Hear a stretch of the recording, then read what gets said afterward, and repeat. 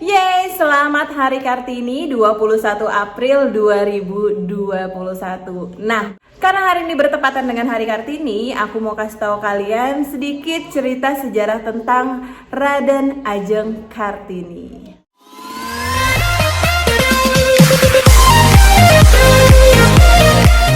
Agama menjaga kita, tapi banyak orang atas nama agama berbuat dosa. Raden Ajeng Kartini merupakan salah satu pahlawan nasional Indonesia.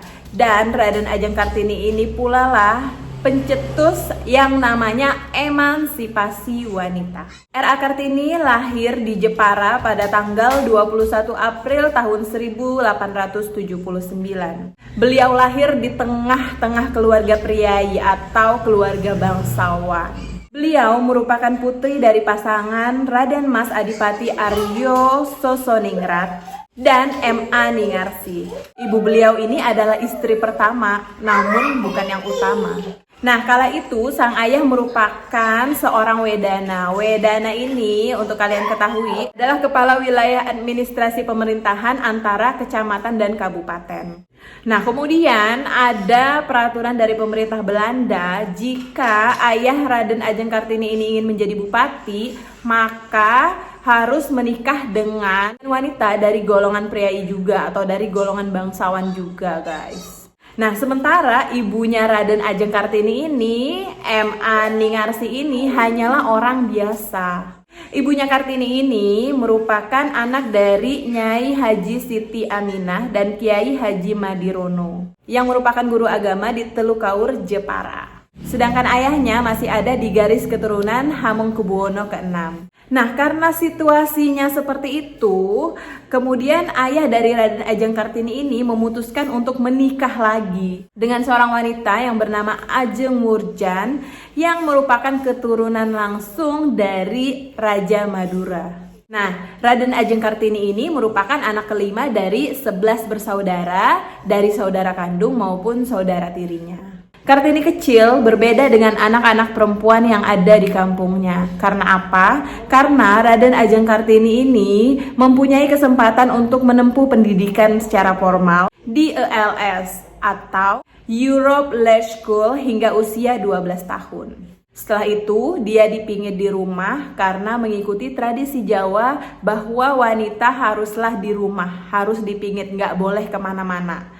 Nah, selama sekolah di ELS, Kartini tidak menyia-nyiakan kesempatan yang ada. Jadi Kartini pun belajar bahasa Belanda. Nah, karena beliau ini bisa bahasa Belanda, jadi walaupun di rumah, beliau masih terus belajar dan berkirim surat dengan teman korespondensinya dari Belanda. Salah satunya Rosa Abendanon dan Estelle atau Stella Zehandelar. Bahkan berapa kali tulisan Kartini ini dimuat di majalah The Hollandske Lely. Nah, lalu dari mempelajari berbagai buku, majalah, bahkan surat kabar Eropa, Kartini pun mulai tertarik dengan cara pikir wanita-wanita Eropa saat itu, yang lebih bebas, lebih maju ketimbang dari wanita-wanita kita. Nah, dari situlah Kartini punya keinginan untuk memajukan perempuan-perempuan Indonesia yang dinilai masih memiliki tingkat sosial yang rendah sekali.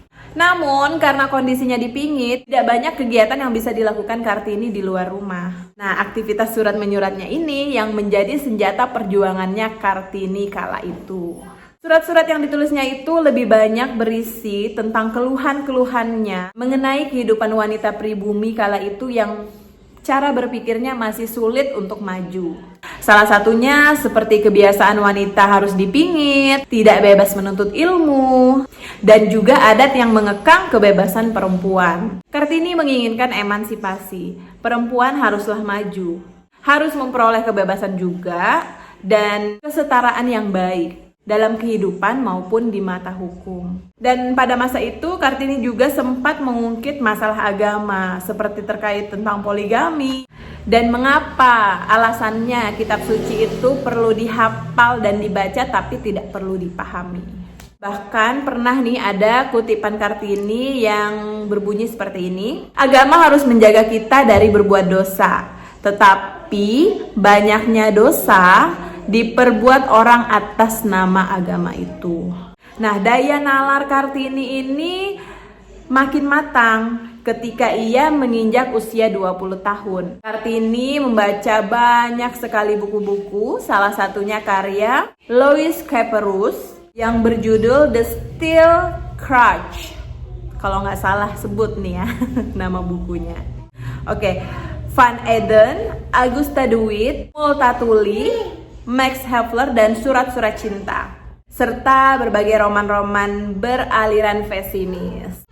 Semuanya menggunakan bahasa Belanda. Nah itu tadi, karena untungnya Kartini semasa sekolah itu belajar bahasa Belanda. Jadi dari sinilah Kartini bisa terus memperjuangkan keinginannya, yaitu mengubah wanita-wanita Indonesia zaman dulu itu agar bisa lebih maju. Nah Kartini ini kan tinggal di Jepara. Beliau ini merasa bahwa di Jepara dia tidak cukup berkembang dan ingin sekali untuk sekolah atau melanjutkan sekolah ke Jakarta agar bisa lebih berkembang.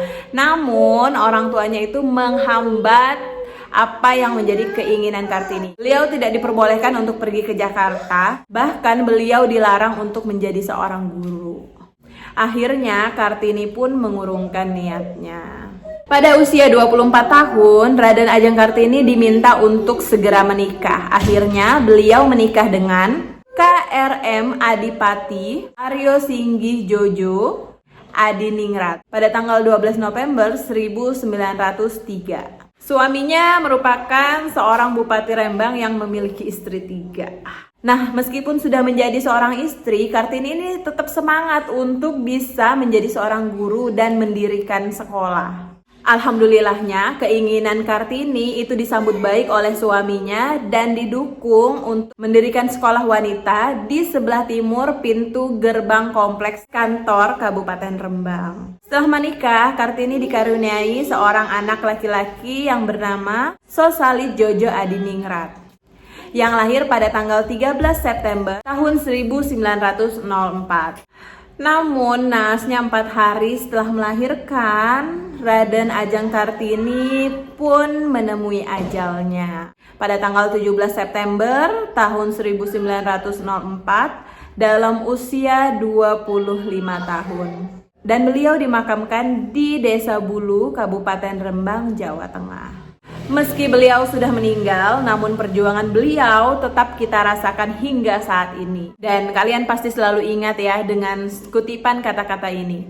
Habis gelap, terbitlah terang. Berkat jasa dari beliau, Raden Ajeng Kartini, akhirnya beliau dinobatkan sebagai pahlawan nasional Indonesia pada era Soekarno tahun 1964. Nah itu ya guys, sekilas dari profil ibu kita Kartini. Sekali lagi selamat Hari Kartini 21 April 2021. Semangat perempuan Indonesia, teruslah berkarya dan teruslah maju. Bye.